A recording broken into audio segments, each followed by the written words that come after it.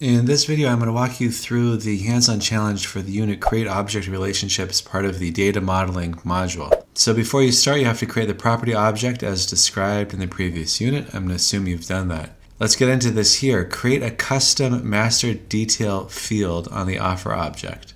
So from the object manager, we're going to look for the offer object. Go over, open that up. Click on Fields and Relationships and click New. And select Master Detail Relationship. Then Next. Now, they don't tell you which one to select, but I really think it's got to be Property, so we're going to go with that.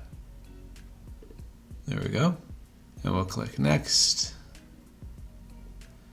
Give the name, Field Name, Property. And yeah, that looks right. So this is really cool because we're now relating the offers associated with that specific property, which is good for real estate, but as you start to think about how flexible this database is and really able to meet any needs that business offers, it's pretty cool. Create a custom lookup field on the offer object. So let's do that. New lookup relationship. Next. And we're going to look up to the contact.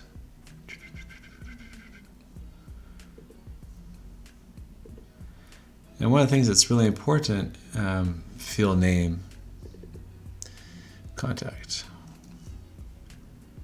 It gets filled in, da-dum. Okay, we're all good.